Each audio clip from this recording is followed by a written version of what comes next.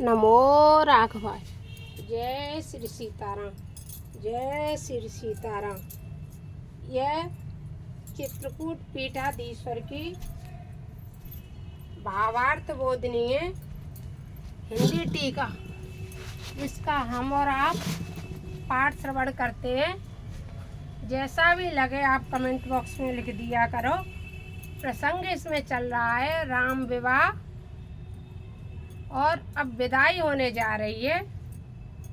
तो अब सीता, क्योंकि कोई अवधपुर में जब भी पहले तो वो अवधवासियों को भी अच्छा लगा जनकपुर में, लेकिन जनकपुर के लोग अवधपुर की विदाई करना ही नहीं चाहते थे। वो चाहते ही नहीं थे कि कभी अवधपुर के लिए जनकपुर से बारात जाए। 1 साल भगवान राम की बारात रही। ये राम विवाह प्रसंग है। 1 साल तक बारात रही। यहाँ अनेक तरह के विवाह, अनेक वीडियो डाल रही मैं, आपको अच्छे लगते हो तो आप देख लीजिए।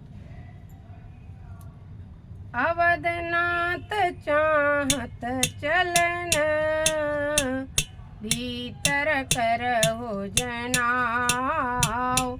भय प्रेम बस सचिव सुनी, विप्र सभासद राव। अवधनाथ जाना चाहते हैं, आप भीतर जा करके कह दो। किसने कहा? जनक राज ने कहा कि अब अवधराज जाना चाहते हैं, आप भीतर जा करके रानियों से कह दो कि अवधनाथ जाना चाह रहे हैं। ऐसा उनने कहा जनक राज ने। पुरवासी सुनी चलिए बराता, बूझत बिकल परस परवाता। सत्य गवन सुने सब बिलखाने, मन हो साज सर से जसा कुचाने। अब कहने लगे कहाँ सांचो बारात जा रही है, कहाँ सांचो सीता जी विदाई जाई। ऐसे सुन के व्याकुल होने लगे जनकपुर वासी। क्या हकीकत में पहले उन्हें यकीन ही नहीं हुआ, क्योंकि जनकराज मना कर देते थे ना कि हम विदा नहीं करेंगे। लेकिन वे बार बार जब इनने का आग्रह करो, सतानंद ने समझा, तब सीता जी की विदा के लिए राजी भई। राजी भई तो बहुत नगरवासी व्याकुल हो गए। जहते आवत बस बराती, तै सीध चला बहुवाती। बेबेद बाती में पकवाना, भोजन साजन जाए बखाना। भरे भरे बस रैया पार कहारा, पटाए जनक अनेक सुहारा। जनक राज जी ने अनेकानेक कहारों पे भर के रास्ता के लिए, जैसे अपन बांध लेते ना कि रास्ता के लिए पूरी पराठे जे बांध ले, सफर में कछु खावे के लिए जरूरत पड़ेगी। वही जो डलियां पला मथना बोलते हैं, आज वो बेटी के संग मट्ठे मीठो मिठाई जो शादी ब्याह के बर्तन होते वे सब में भरे भर के बेटी वाला लड़का वाले काजे खूब सारे मथना पला दे के विदाई करता है। ऐसे विदा करी जाती बेटी की, पर बड़े प्रेम और भाव से। तुरंगला करत शेष पचीसा, सकल समारे नक रुसीसा। मागत सहस दस सिंदूर साजे, दिनई देखी दिशी कुंजर लाज। कनक वसन मन भर भर आना, मैं सीधे नो वस्त वेदनाना। इतने अनेक रथ गाड़ी घोड़ा सब भर भर के जनक राज ने खड़े कर दे। ऐसा राजा जनक राज के पास एक तालाब था, जिसमें जितनी संपदा चाहते थे वो ले लेते थे। आज भी जनकपुर जाओगे आप, नेपाल जाओगे तो वहाँ के लोग आपको दर्शन कराते उस तालाब का। इतना बढ़िया सरकार ने, तालाब तो बहुत बड़ा है, वो कुंड बहुत बड़ा कुंड है। तालाब तो कह ही नहीं सकते, जीव है, फिसल गई नहीं, कुंड है वो। उस कुंड को, और इतना निर्मल जल पवित्र भरा हुआ है, उसमें नहाने नहीं दिया जाता है किसी को।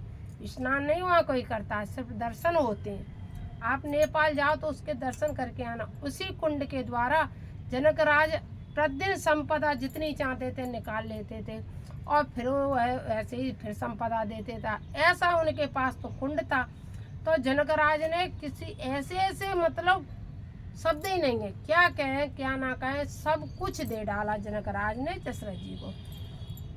दाइज अमित न सके कहीं तीन विधेय अब और जो अवलोक लोकपति लोक संपदा तोर।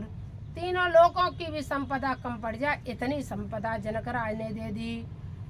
एक अभी भी देखो नाम नहीं आ रहा उस नाम से, अभी भी अयोध्या में एक पर्वत है, मणि पर्वत बोलते हैं उसको शायद। तो वो जितना वहाँ से लोग ले करके आए थे तो अयोध्या भर गई थी दाए से। और जो बच्चा था कि चलो सब लोगों ने जैसे घूरे को गले नहीं लगा देते कि यहाँ पटक यहाँ इतने दाज था कि ऐसे कर दिया था। उस वो मणि मूंगा के ऊपर फिर धूल पड़ती हुई उसमें वो हो गया। आज वो बहुत बड़ा पर्वत बना हुआ है। यहाँ सब लोगों ने अयोध्या वासियों ने जो संपत्ति मिली थी वहाँ उसे रख दी थी। इतनी संपत्ति जनक राज ने दी थी। 3 लोक की संपदा जनक राज ने दे डाली थी। सब समाज भांति बनाए जनक बदपुर दीन बढ़ाए। चलिए बरात सुनत सब रानी बिकल मीन गन जनो लको पानी। पुनि पुनि सिया गोदा कर लेहि ते शीस सिखावन देहि। अब रानी क्या थी, सब दाज हो गया। सीता जी को लेती थी, गोद में बिठाल करके बार बार दुलारती थी। रानी सीता जी को बार बार ऐसे लगाती थी, ऐसी रानियां विकल हो जाती थी। क्या करूं, मुझे एक बेटी की विदाई और एक राम वन गमन मैं अपने आंसू रोक नहीं पाती, क्या करूं।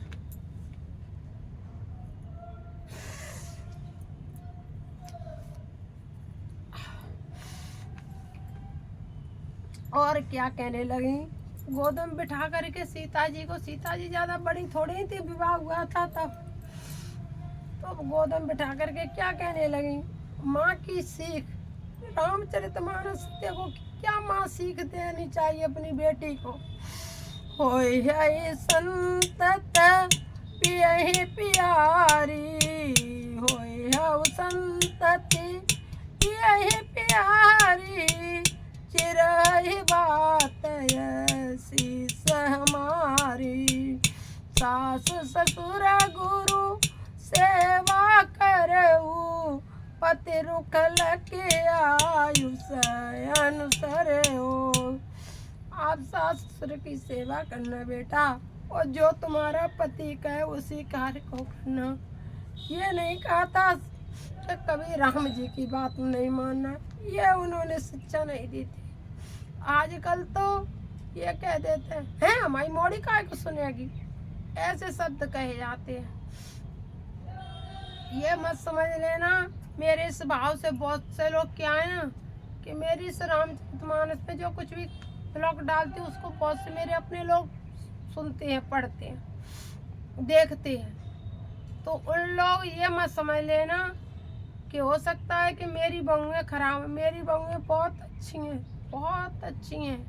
भगवान करे सबको ऐसी बहुएं मिले। मेरी बहुएं बहुत अच्छी हैं और मेरे हृदय में, क्योंकि मैं तो वैसे भी मेरे बेटी नहीं, तो मेरे लिए बहू भी मेरी बेटी है और बहू तो बहू है ही। तो मेरी 2 बहुएं, दोनों बहुएं मेरी 2 बेटियों के समान है। मैं रामचरितमानस पढ़ रही हूँ, मैं हमेशा जब भी देखती हूँ तो मुझे वो बेटी कह के बुला नहीं सकते, क्योंकि बेटे को भी पाप लगेगा। बेटी और बेटा कहेंगे तो उनका रिश्ता भाई बहन की ओर चला जाएगा, इसलिए मैं नाम लेकर के बुलाती हूँ। लेकिन मेरे हृदय में उनका स्थान एक बेटी का है। तो क्या कह रहे हैं, सीख कह रहे हैं कि क्या सीख देनी चाहिए अपनी बेटियों को।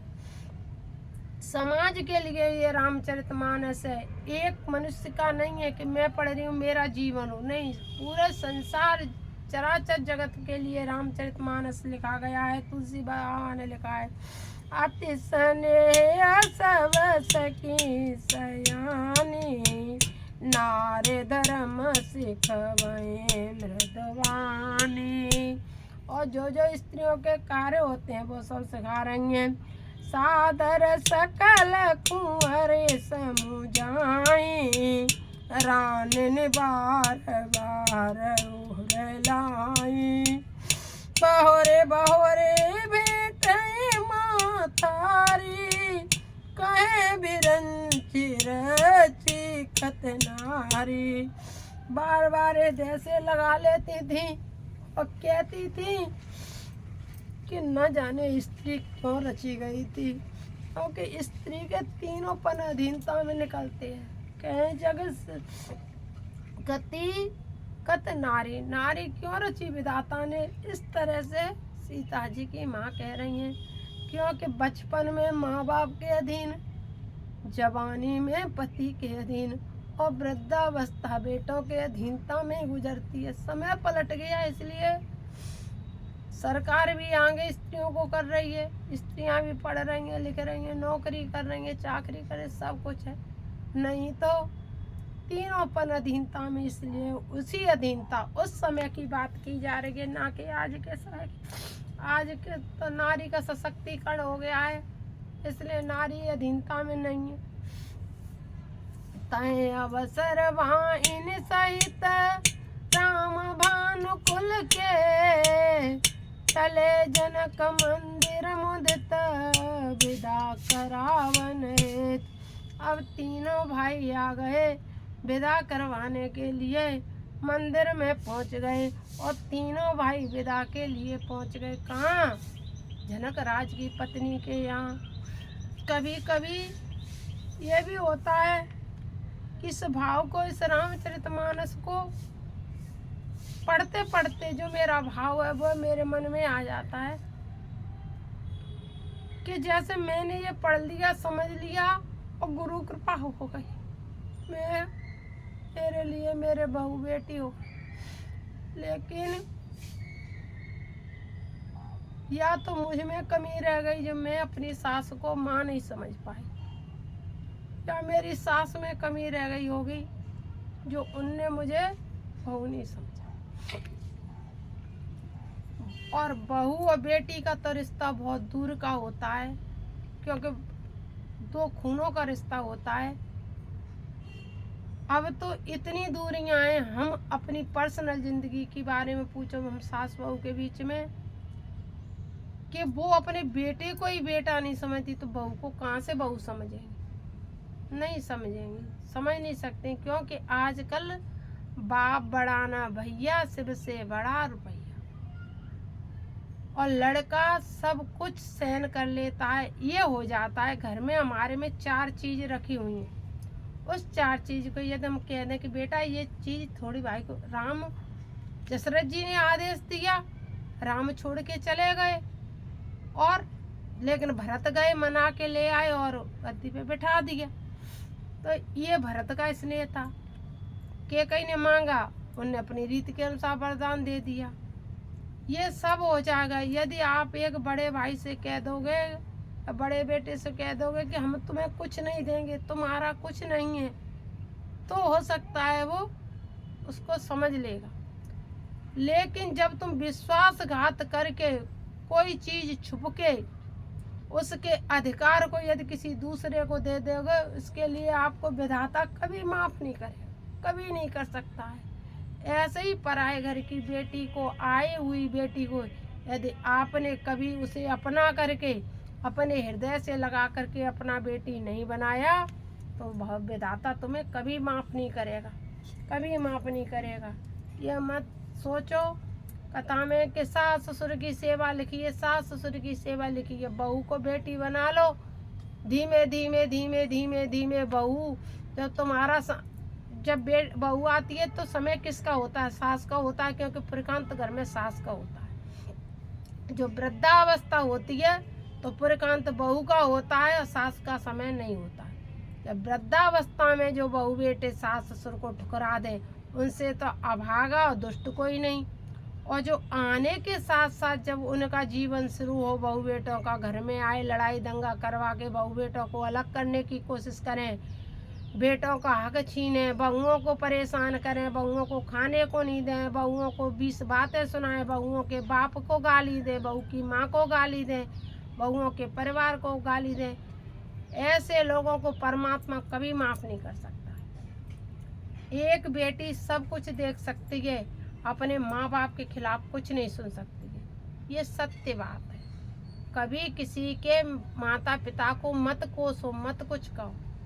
और मैं तो इस रामचरितमानस को साक्षी मान करके कह रही हूँ कि मेरे पिताजी की प्रतिदिन गाली सुननी पड़ी थी, और प्रतिदिन ये कहा जाता था कि उनकी नाट होगी, उनकी नाट होगी, उनकी ऐसे ऐसे शब्द भी सुनने के बाद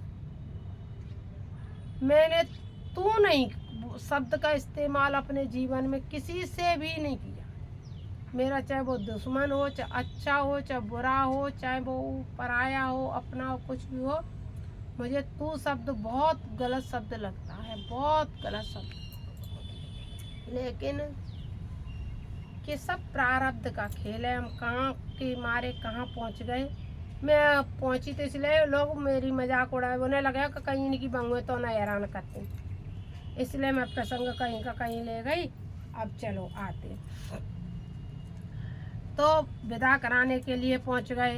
चारु बाई सुबाए सुबाए, नगर नारे नर देखन दाए, को कह चलन चेत आजू, कीन विदे अभिदा कर साजू, ले ओ नैन परी रूप निहारी, प्रिय पाहुने भूप सुतचारी, को जाने कहीं सुखत सयानी, नैन अतित कीने विद्यानी, मरणशील जिमि पाए पियोसा, स्वर कर लें जन्म करबू का, पावनार के हरे पद जैसे,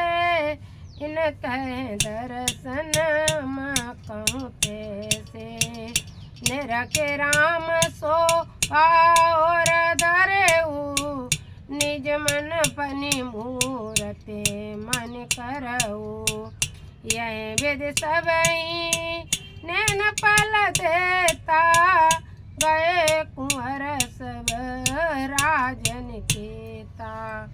जैसे जैसे समय हुआ वैसे वैसे राजनिकेता सब कुंवर और कुंवरी को दोनों को अपने हृदय में भगवान राम और सीता की छवि के हृदय में धरने लगे।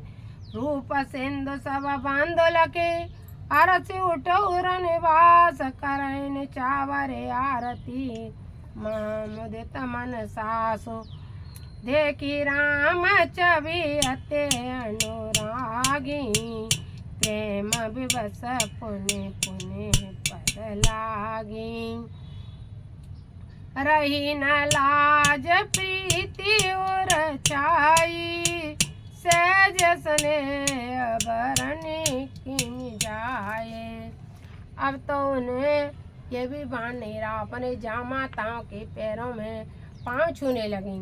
बाइन सहित ओ बटियन वाए, चरसयसनाते तो जमाए, दही भात खिलाया, उबटन करके नलाया, बोले राम सो अवसर जानी, सील सने सकुचे मैं बानी, राओ अबधपुर चैत सिधाए, विदा हो नाम यहाँ पटाए, माँ तो मुदित मन आयुष देऊ बालक जानी करब नित नेऊ सुनत बचन बिलकेऊ निवासु बोल न सकई प्रेम बस सासु हृदय लगाई कुंवरी सबलीनी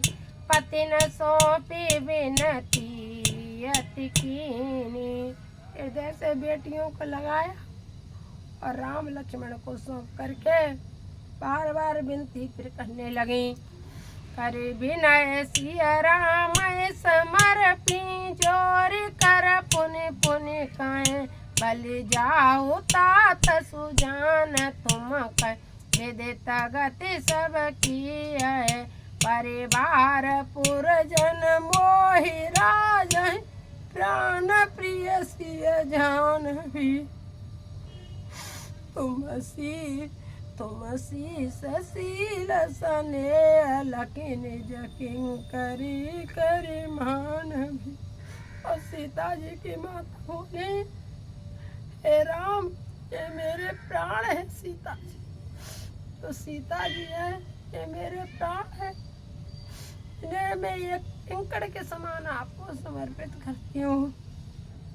तुम परिपूर्ण काम जान शिरोमणि भाव प्रिय जन जुग गाहक राम तो सदलन करुणा यतन। राम भगवान तो करुणा के सागर हैं, उनको सीता जी को दे दिया। अस कही रही चरण गहिरानी प्रेम पंकजनो गिरा समानी सुने सुने सानी बरबानी पाऊ विधि राम सासु सनमानी। और दे करके कहने लगी हे राम तुम तो करुणा के निदान हो, मेरे प्राण के समान सीता जी को बहुत सुखी रखे। बार बार इस तरह से कहने लगी।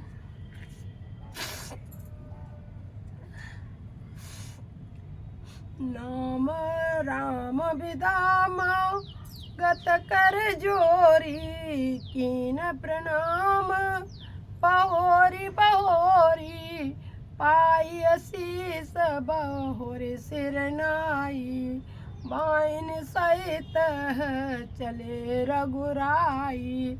और की दिशा देख करके बोले कि मैं तो दशरथ जी ने विदा होने के लिए पहुंचाया इसलिए आप विदा करो। मंजू मधुर मूर्ति उरयानी वहीं सने शिथिल रानी। और रानी फूट फूट भवक भवक के रोने लगी सीता जी की विदा के लिए। पुनि धीरज धरी कुंवरी हकारी पुनि धीरज धरी कुंवरी हकारी और बार बार बैठ महतारी। और बार बार हृदय से लगा देती थी अपनी बेटियों को। पहुँचा वहीं फिर मिलही बहोरी पहुँचा वहीं फिर मिलही बहोरी बड़ी परस्पर प्रीति न तोरी। भेज देती थी फिर हृदय से लगा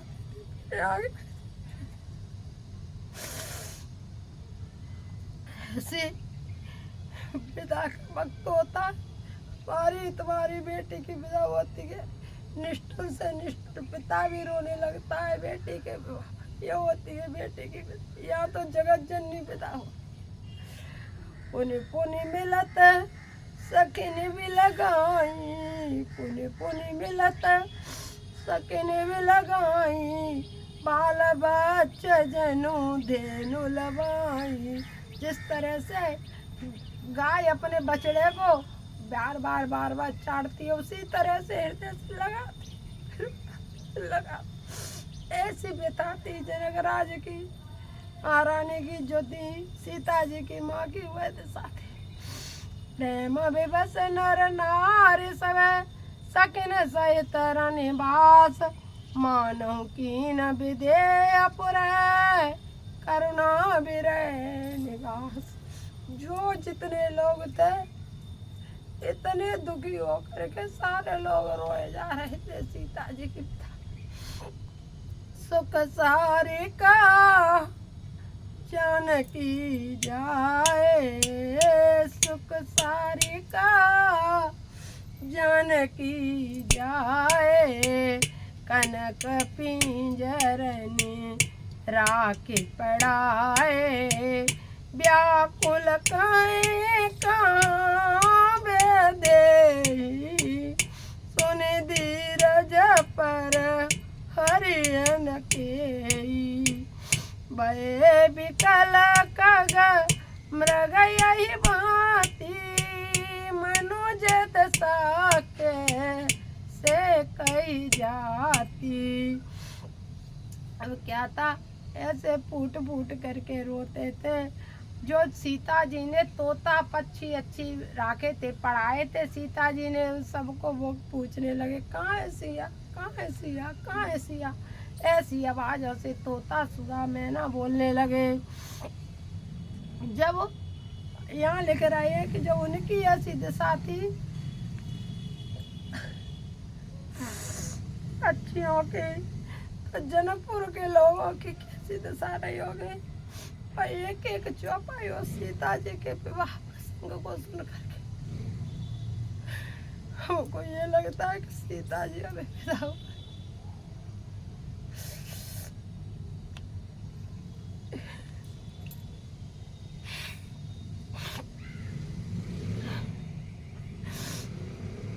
अब हम अगले ब्लॉक में आगे का प्रसंग कहेंगे। थोड़े देर हम शांत बैठेंगे, फिर हम अगला ब्लॉक में सीता जी की विदाई का पूर्ण प्रसंग करेंगे। आप भी इस विदा को, सीता जी को भाव विभोर करने वाली विदाई है। आप अपनी बेटी की विदाई समझ के सीता जी की विदाई का आनंद ले। नमो राघवाय, जय श्री सीता, जय श्री सीता, नमो राघवाय, नमो राघवाय।